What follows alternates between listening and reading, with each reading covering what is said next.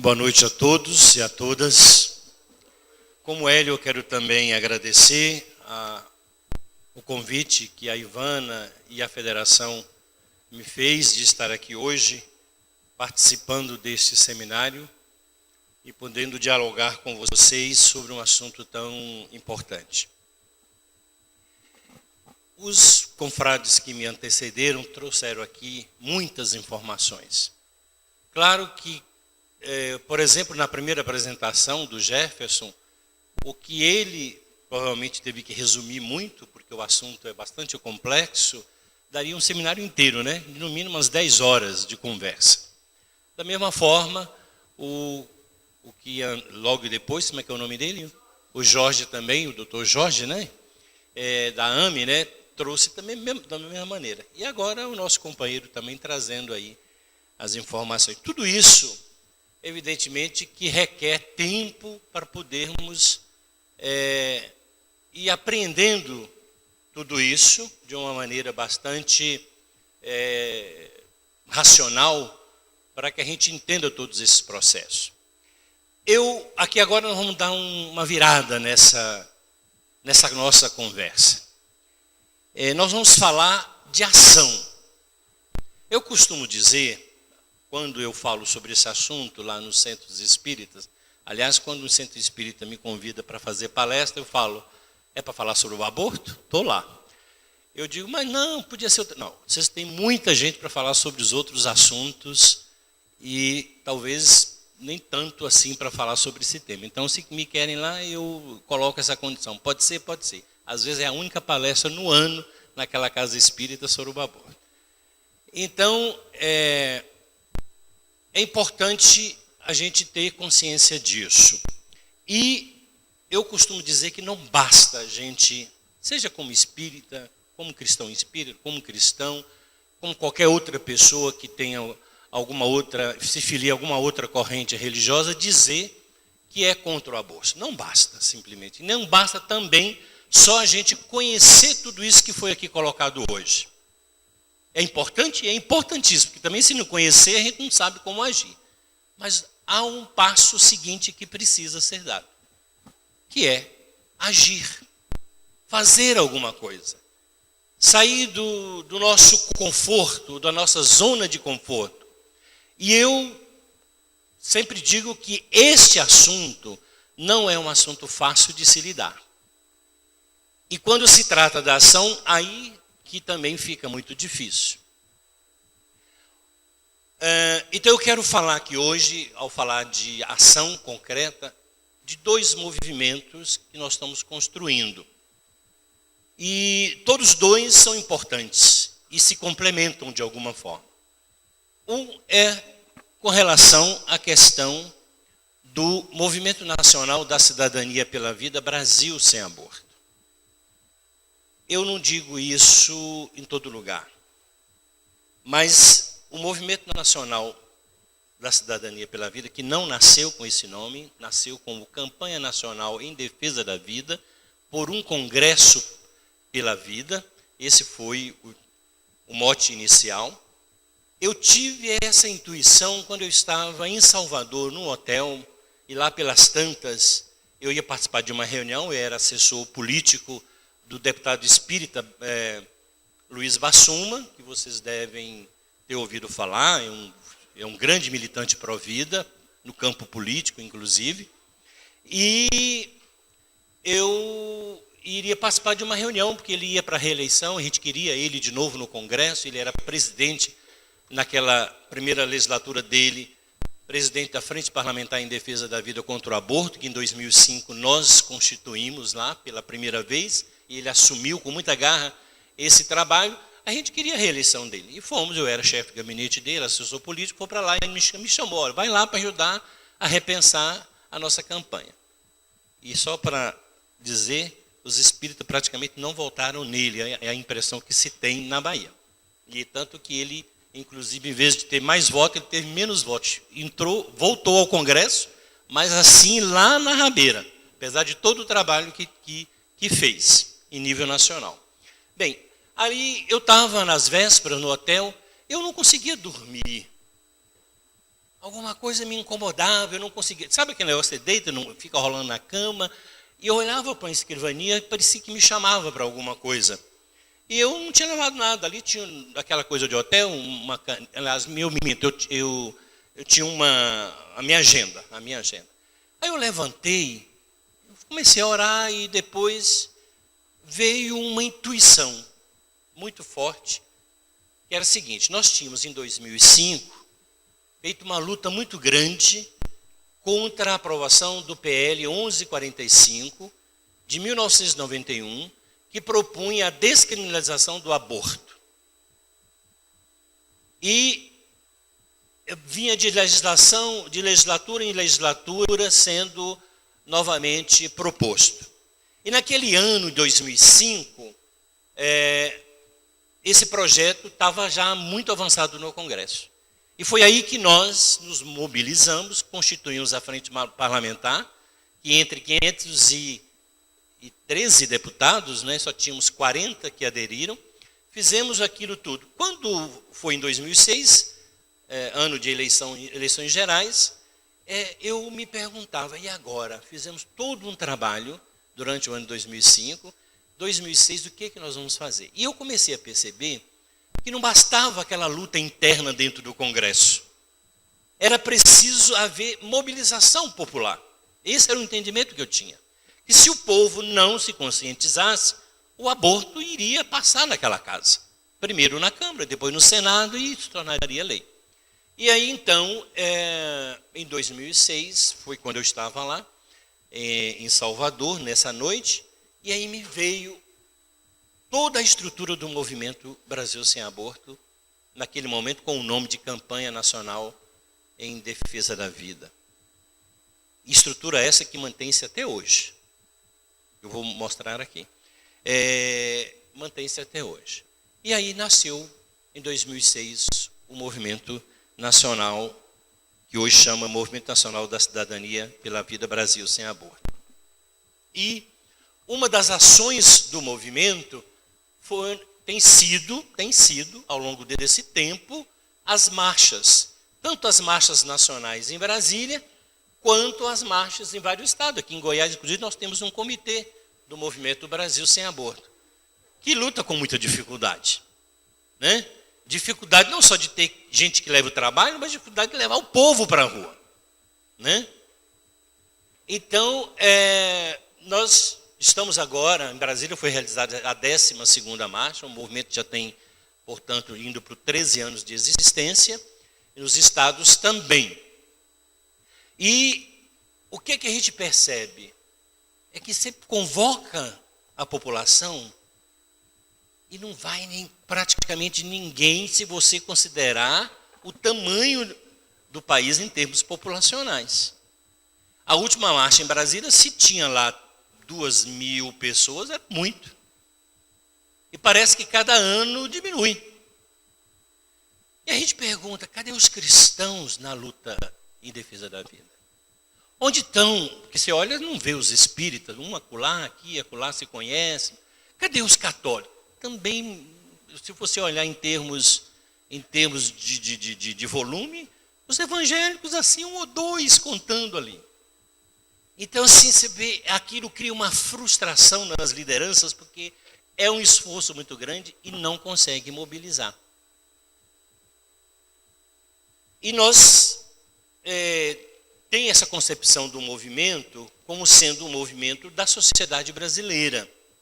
E ele quer ser e é um movimento supra-religioso e tem como principal objetivo a mobilização do povo para impedir a legalização do aborto em nosso país. Eu digo para vocês que aquele projeto que nós derrotamos, o PL 1145, que foi arquivado depois de quase 19 anos de tramitação na Câmara, só foi possível por conta da resistência dentro do Congresso e por conta, ainda que de uma maneira bastante incipiente, dessas marchas, dessas mobilizações, do trabalho de conscientização. Isso eu não tenho a menor dúvida. Fora isso, a gente, talvez o 1145 já teria sido aprovado lá atrás. Conseguimos essa vitória. O Movimento Brasil Sem Aborto não é uma instituição, uma ONG, não tem um CNPJ, é um movimento da sociedade brasileira. Ele quer ser um movimento dessa forma, né? Porque se você falar que é uma ONG, aí como é que você vai enfiar a CNBB ou a representação da CNBB dentro de uma ONG? Ou da Federação Espírita Brasileira? Então, a concepção é aberta a todos aqueles que querem participar. É assim que se entende o movimento. Tem uma executiva, tem uma direção nacional, se organiza, fazem esses movimentos todos. Eu fui presidente durante 3 anos, e aí, faço aqui um parênteses, a minha intuição, não estou falando que foi psicografia, porque não foi, né? E nem sou um médio, eu tenho a minha mediunidade mais centrada na psicofonia do que na psicografia, mas que foi uma intuição muito forte que eu senti de Dr. Bezerra de Menezes, foi. Da mesma forma que eu senti a intuição de Dr. Bezerra de Menezes, dizendo, de certa maneira, para mim assim, saia da presidência do Brasil Sem Aborto. Porque não é para ser um movimento espírita, é para ser um movimento do Brasil, da sociedade brasileira. E aí eu tive essa intuição e pensei, quem vai ser? E a pessoa que até hoje preside o movimento, eu nem sequer conhecia. E eu liguei para o secretário-geral da CNBB, que é meu amigo, com quem eu tinha uma certa intimidade, para poder ligar para ele 10h30 da noite, quando eu tive fortemente assim, eu falei, olha, eu acho que está na hora de eu sair da direção, e a intuição que eu tenho é que tem que ter um católico nessa direção. Quem que o senhor indica? Ele disse, ninguém. A resposta foi tão imediata, ninguém. Eu falei, então, mas que tal fulano de tal? Ele falou, converse lá, se topar, tudo bem. E indicou o doutor Paulo Leão, lá do Rio de Janeiro, que algumas pessoas aqui conhecem, que é um jurista e tudo mais. O doutor Paulo não aceitou e acabou indicando a doutora Lenise, que eu não conhecia, que é doutora, professora da UNB, do Departamento de Biologia, católica, militante católica mesmo.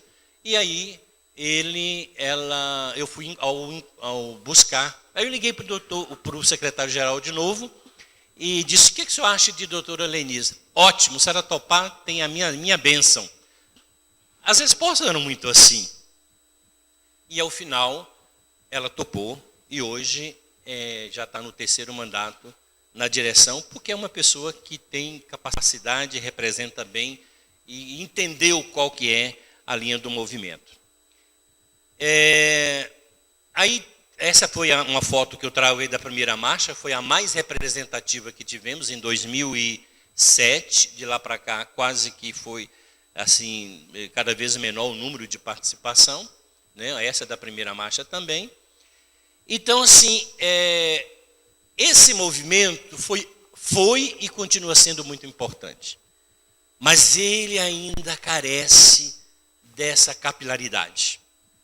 Ainda que os líderes e as lideranças façam um esforço enorme. Cada marcha se vai para tudo quanto é lugar, se faz o chamamento, mas as pessoas não comparecem. Acho bacana, que legal, você vai lá, mas não conta comigo, não dou conta dessas coisas e tudo mais. Então, assim, o que eu quero dizer com isso? Que não basta a gente ser contra. Essa é uma luta política, às vezes, muito desigual, inclusive. Porque nós estamos lidando, como aqui o Belome trouxe, com forças muito poderosas, muito bem articuladas, que pensam 24 horas por dia de como fazer que o Brasil, por exemplo, se torne um país com o aborto legalizado.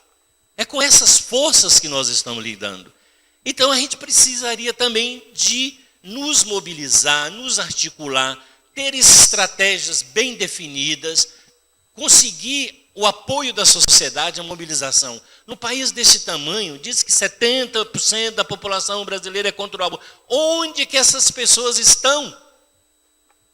Onde elas estão? Que não comparecem, que não vai para a rua, que não veste a camisa, que não diz para o Congresso, nós não queremos. Agora, na Argentina, depois que o aborto foi legalizado, agora as multidões saíram.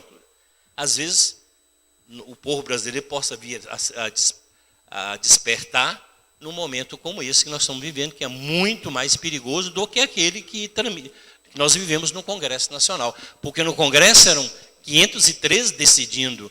No Supremo vai ser 11 ministros que vão decidir, né, se o aborto será ou não legalizado no Brasil.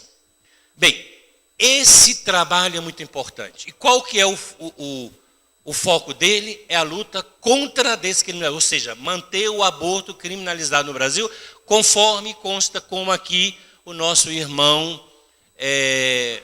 Hélio trouxe, apresentando o Código Penal brasileiro. É isso que nós queremos e esse movimento tem essa tarefa. Bem, eu quero agora, isso é importante, vamos continuar fazendo, com todas as dificuldades já encontradas. Mas existe um outro campo de trabalho.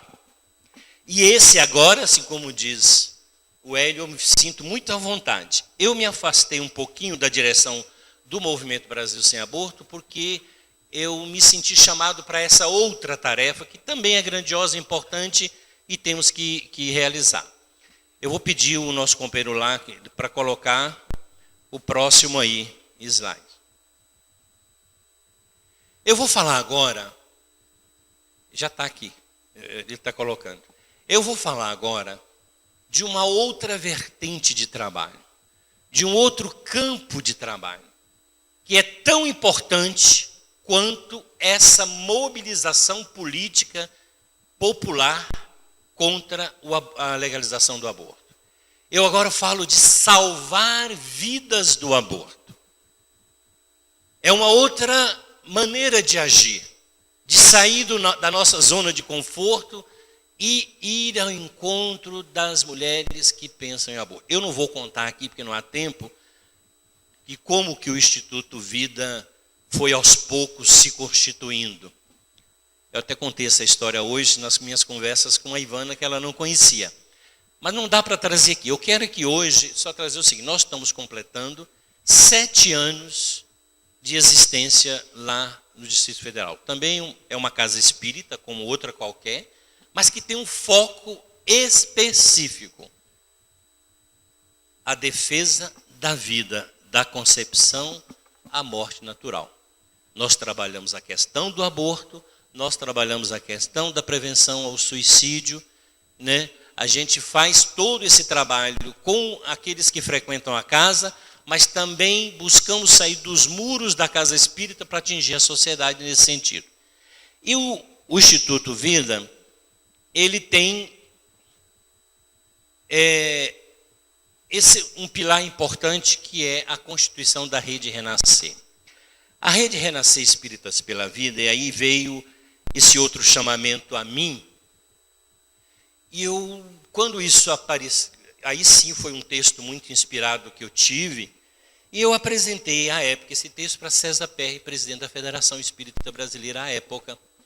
Ele falou: Jaime, vamos levar isso adiante. E pautou, inclusive, no CFN o texto, que chegou, depois de algum tempo, a ser aprovado pelo CFN, o Conselho Federativo Nacional.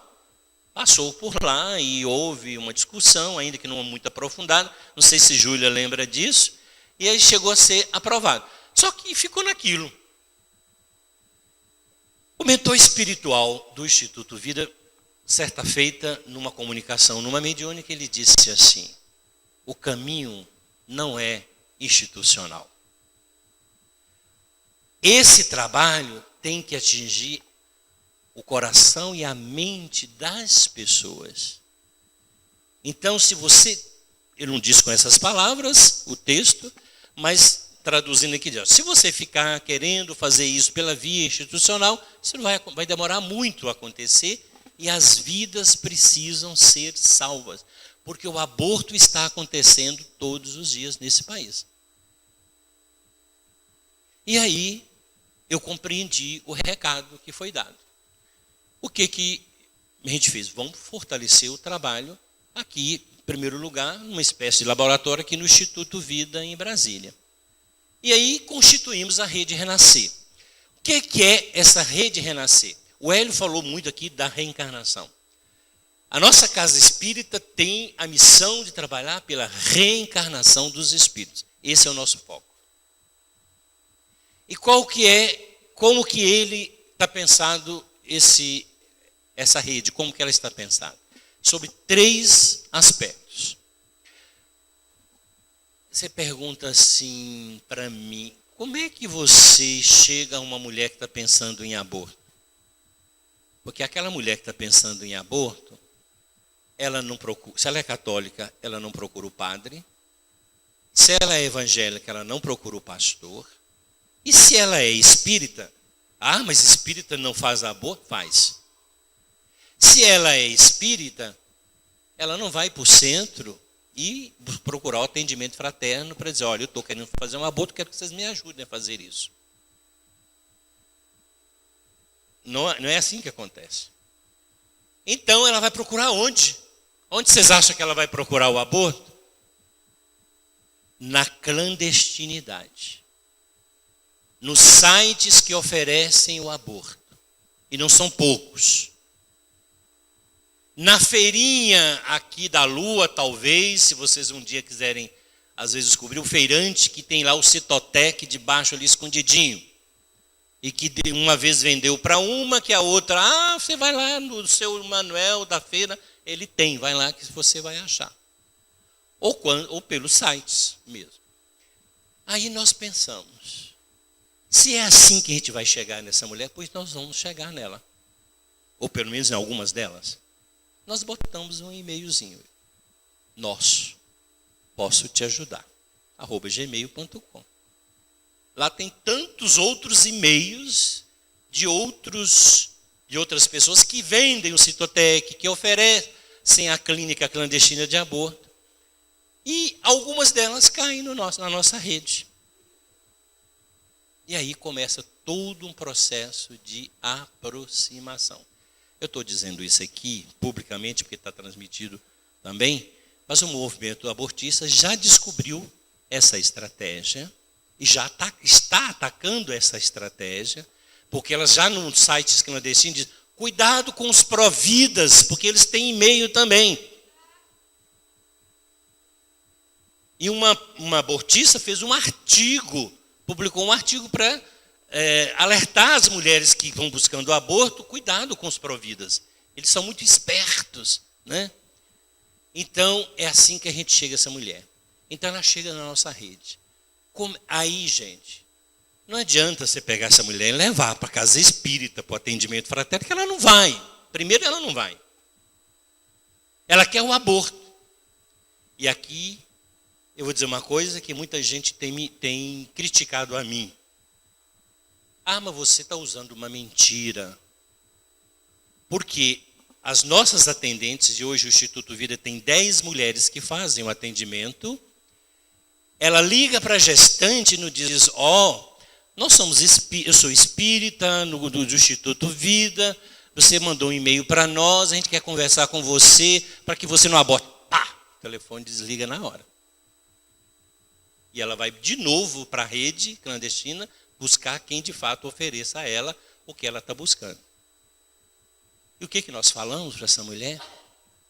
Olha, você entrou em contato conosco, a gente pode conversar. Quanto que é?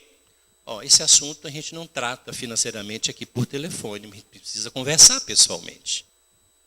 Mas mas a gente precisa pessoalmente, a gente vai insistindo numa estratégia de aproximação aos poucos para que ela venha ao nosso encontro. Algumas vêm. No processo da nossa experiência, a gente chegou à conclusão que se você ligou a segunda vez e ela não aderiu para vir ao encontro, a mensagem da vida tem que ser passada ali. E às vezes essa mensagem da vida chega nessa mulher, às vezes não. Mas nós já realizamos muitos atendimentos. Mas eu queria, antes de chegar a esse aspecto, dizer como que funciona, como é que a gente, com orientação espiritual no Instituto Vida, montou essa estrutura de atendimento da rede. O primeiro aspecto é a prece. E aí eu tive um insight também assim, vamos constituir um grupo Orai pelo Nascituro no WhatsApp. Hoje eu tenho em torno de 100 e poucas pessoas que participam. Se vocês quiserem, depois vocês dão um telefone para a Ivana passa para mim, vocês passam a fazer parte desse grupo. Esse não é um grupo para a gente ficar mandando mesmo que seja material importante sobre o aborto, não é nada disso. Eu digo que ali é um templo virtual de oração. É só quem posta alguma coisa ali são as atendentes. Olha, amanhã às 10 horas nós vamos atender M, né, lá no Conjunto Nacional, aqui como é que chama o shopping aqui? O Shopping Flamboyant, né? Por favor, vamos entrar em oração, prece, prática, né? É isso.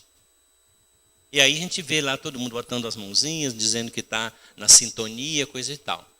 Vocês acham que isso às vezes é de só menos importância? Não é. Porque naquele momento a gente aciona uma rede de contato, de pensamento positivo, nem que seja 30 segundos que a pessoa ouviu aquela mensagem, ela para e eleva um pensamento a Deus para que aquele aborto não seja realizado. Então é a prece. O primeiro pilar da rede renascer é a prece. Quando um caso chega para nós, seja do Instituto Vida, seja do trabalho da Fátima Sato, lá em Maringá, que é um centro espírita que faz também esse trabalho, né? A gente faz lá em Recife também, tem um grupo que faz, que a gente constituiu lá também, em Recife não, em Fortaleza.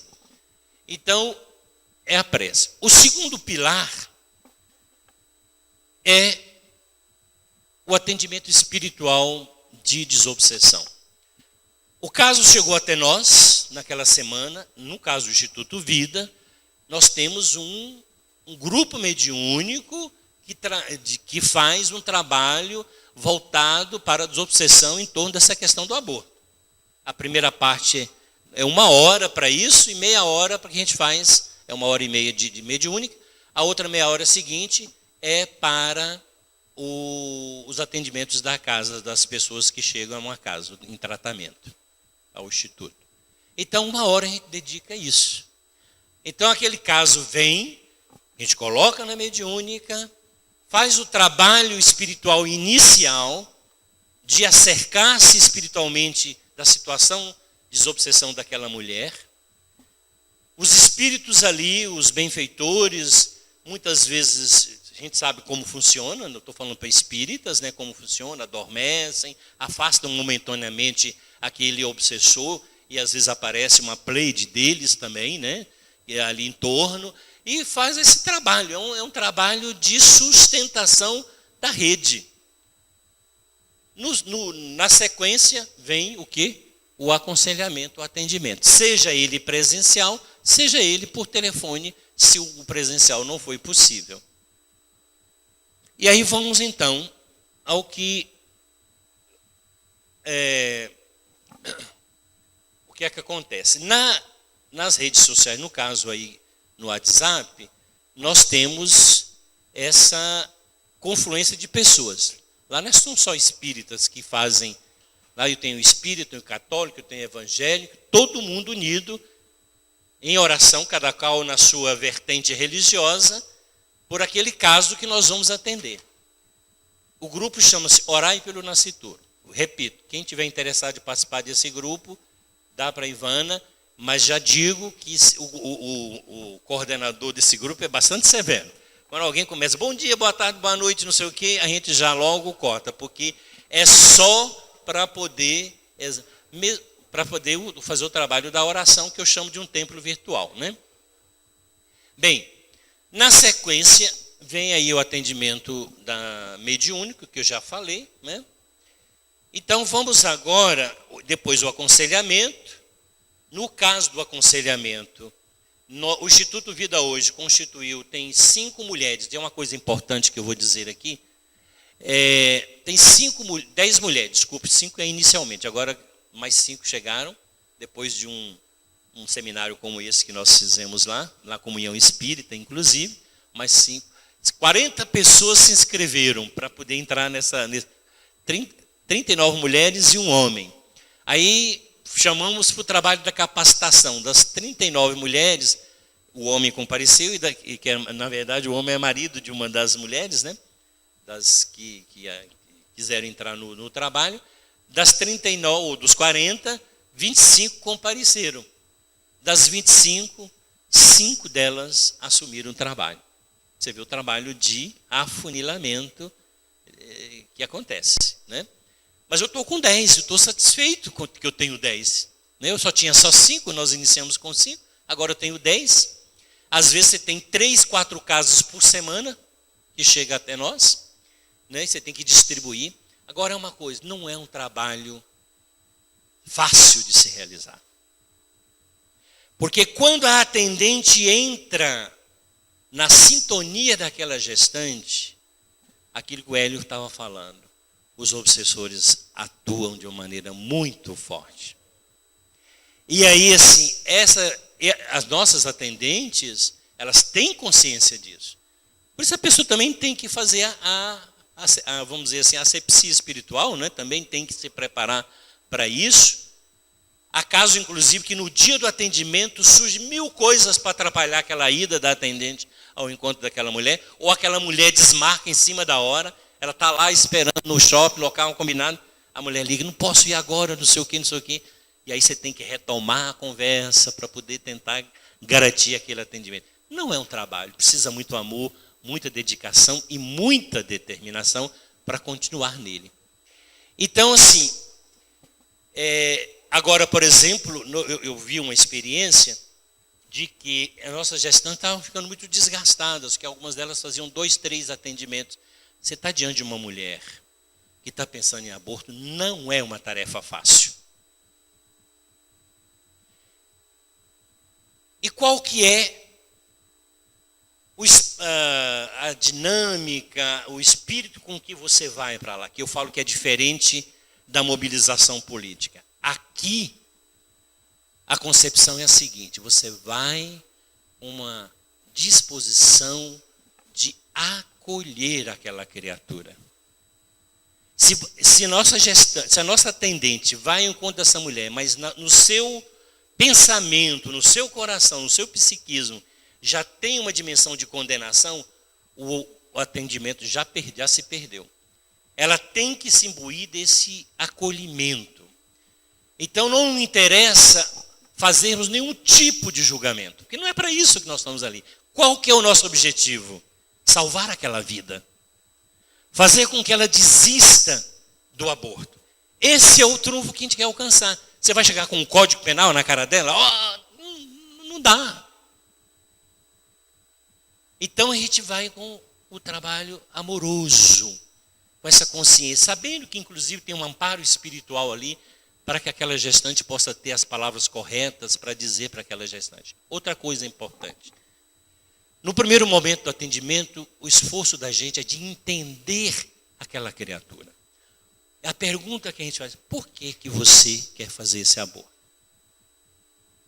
E se a pessoa o atendente for muito tagarela e fala mais do que, já perdeu o atendimento também.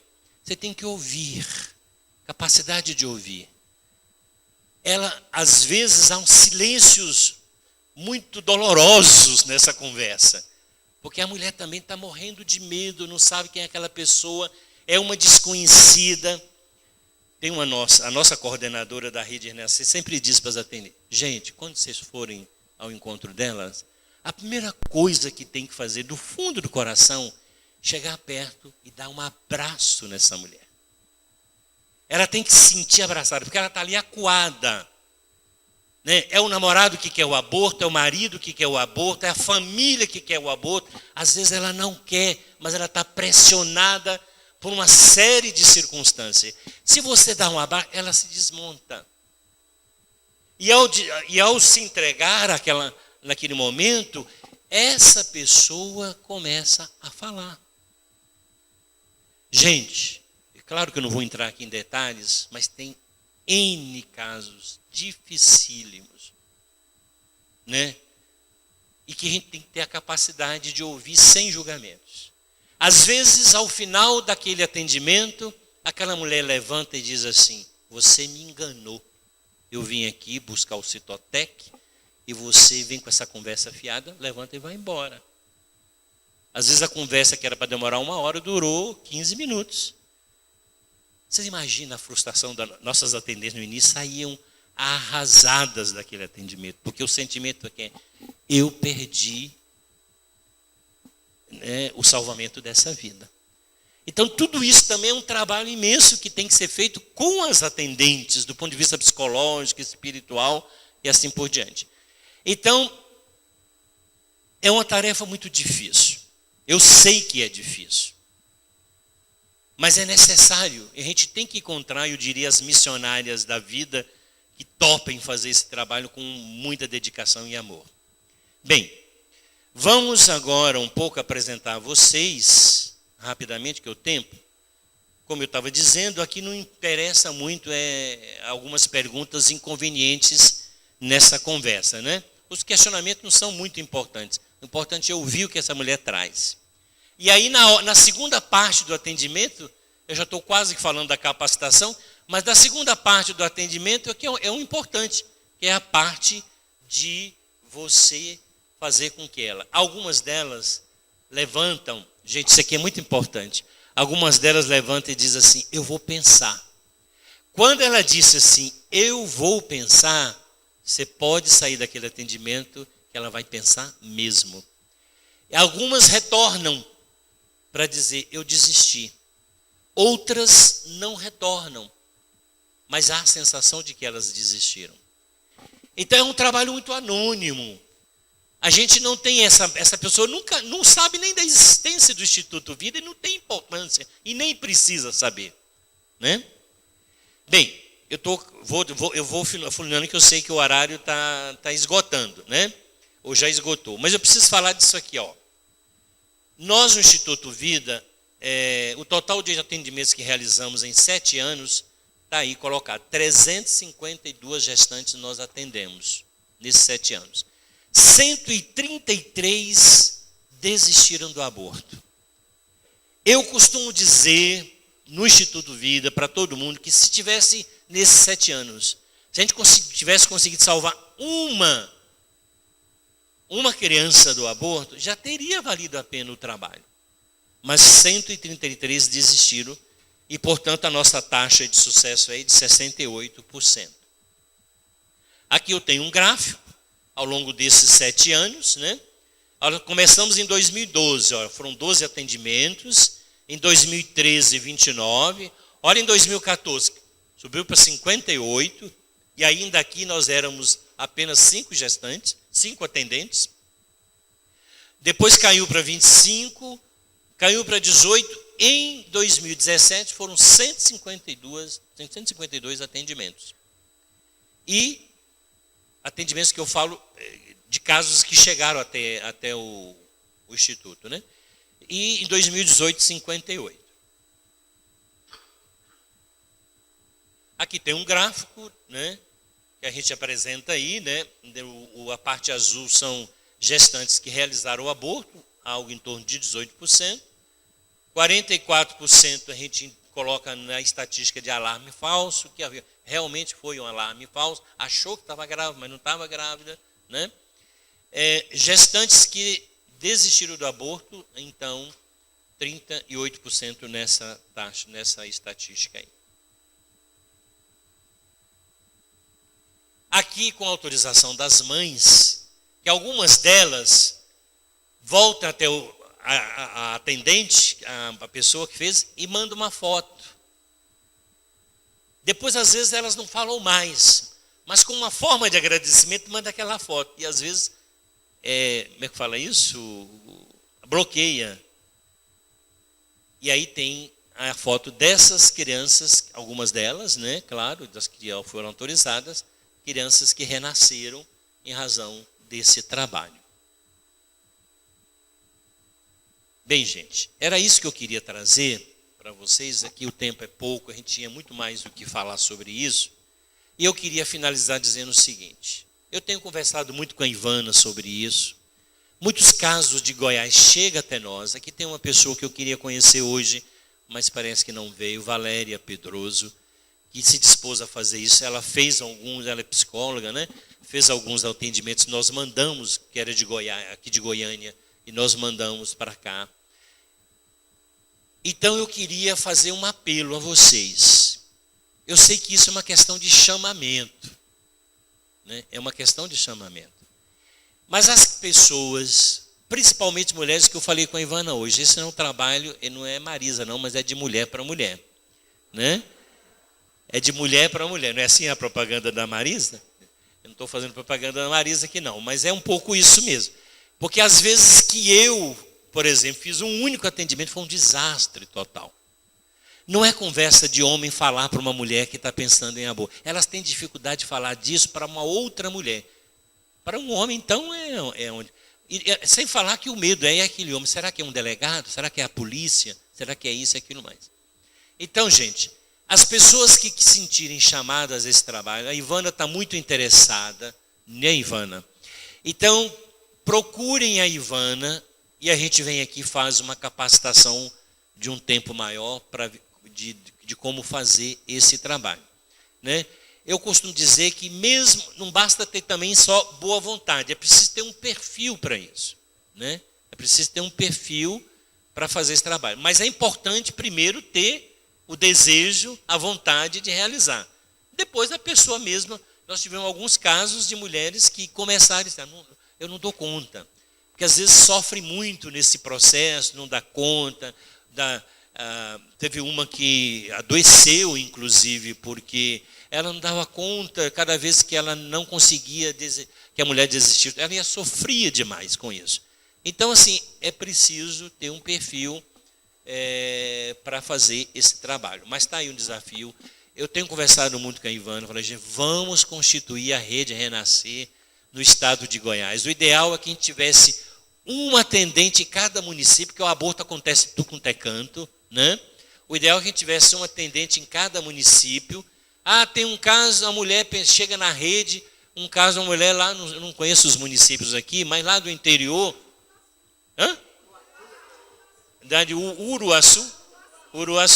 Então, se é de Uruaçu, mas a gente tem uma pessoa preparada, né, para poder fazer. Então, a gente manda o caso para essa pessoa. Como é que vai deslocar alguém de Goiânia para ir fazer um atendimento lá, ou essa pessoa? Ela não vai vir aqui, entendeu? Eu, para finalizar, dizer o seguinte, eu estou muito imbuído dessa missão. Para mim é uma missão. É uma missão. E provavelmente nessa encarnação eu não vou ver essa missão, apesar do mentor do Instituto dizer que haverá de espraiar pelo Brasil afora esse trabalho. Eu acho até que se o aborto for legalizado, esse trabalho não vai ser necessário, não vai ser super importante. Porque aí sim nós temos que nos dedicar a salvar vidas, porque a matança vai ser generalizada. Então, a gente precisa se preparar. Não é à toa que os espíritos estão nos indicando isso. Creio eu que talvez até possa ser uma sinalização. Quero dizer, por último mesmo agora, que esse trabalho não é feito só por espírita, não. Os católicos estão muito mais adiante conosco, fazendo esse trabalho. Tem em São Paulo, tem no Rio de Janeiro. A Elba Ramalho é uma das que fazem esse trabalho. Quando a gente não consegue uma mulher, a gente liga para a Elba e fala, Elba, atende fulano, tá, ela vai. Aí ela passa o telefone, a Elba, aqui é a Elba Ramalho. Aí a pessoa leva um susto, né?